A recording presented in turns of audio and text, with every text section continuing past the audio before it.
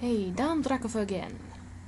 Many months ago, I promised a follow-up video for my Fossil Fighters battle strategy explanation, and here it is. But it's not exactly what I told you it would be. I've been getting a lot of questions about how to beat the bosses in the game, and I actually do have a pretty good idea of a good team, so today's lesson is boss strategies. The main bosses in the game are Duna, Raptin, Dynal, all three teams, and Gunash.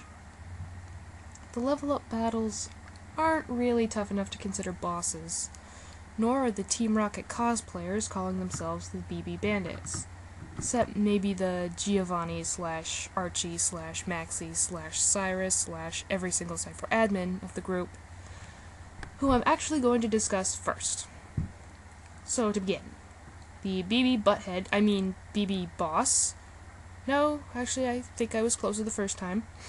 Anyway, the first time you fight him, he has 3 sauropods, meaning tons of hit points, so you'll probably get the first hit. I recommend Krona.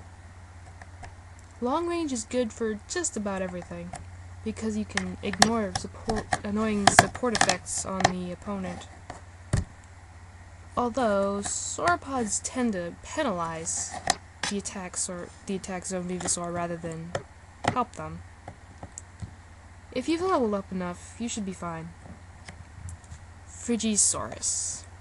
I really hate that name. You can't beat him without Igno, but the other 2 Vivos he has are nothing, so just focus on Frigi. The next boss is Duna. Again, I would go with Krona. Be very careful. Duna has high accuracy confuse attacks. Duna herself is a water type. Her Dynamitons are neutral. They have low defense, but Duna's support effects are superbly irritating.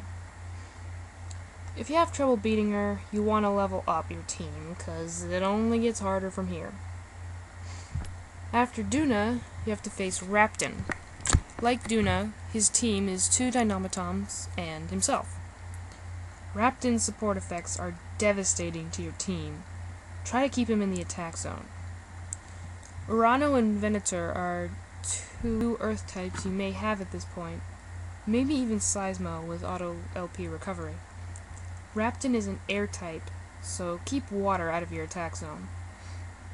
He has 2 very powerful attacks, one that's 80% poison and one that's 100% poison, and they both have very low FP requirements, so you definitely want to be careful.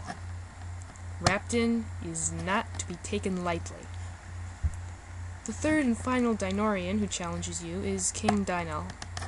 Again, 2 Dynamitons and himself. His support effects are slightly more devastating than Raptin's, lowering all your stats by 77%. He's a neutral type, so no advantages to exploit. Still, a team composed of Krona, Guan, and Tro has never let me down. But he has a deadly combo attack, a 100% Excite skill, and a 100% Poison skill. Plus, very high stats. There's a reason he's the king. And just to note, this is the first of 3 battles with Dynal, each battle with a different team, progressively more difficult. Those will be covered in the next video because they're not technically part of the main storyline. The final boss of the main story is none other than the giant planet-eating ice cream cone called Gunash. 3 brains have good life points, but their stats vary. Gavorn has the highest attack, Galith has the highest defense, and the auto-counter ability, so watch out. Guip has very high evasion, so you might want to be careful about that, but still. If you can just boost your accuracy a bit. They also have skills to raise their respective stats. Gavorn will raise its attack by a lot. Galith will raise defense, and Gweep will raise evasion. Gweep also has a healing technique, which I've never actually seen it used in battle, but it has it.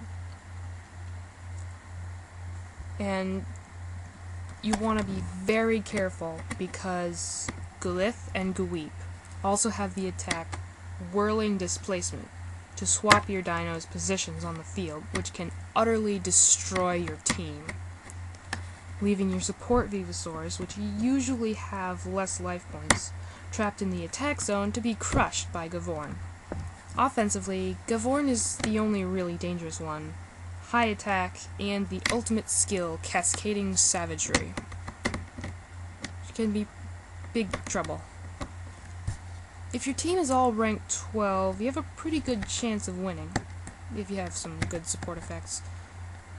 Once you have defeated Gunash, the story is complete, though much like Pokemon, there's plenty to do after that.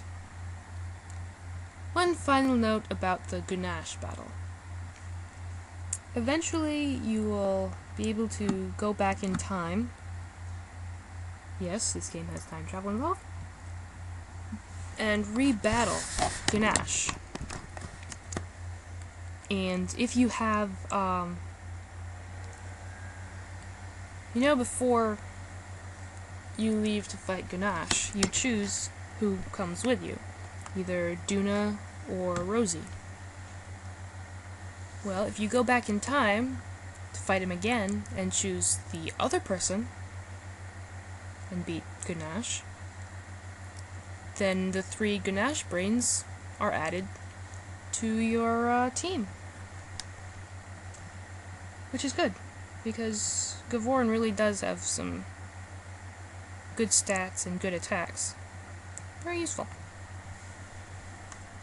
And that battle gives 30 points, so it's a good way to level up some of your weaker Vivos. So that concludes the main story bosses, although in the next video I will cover the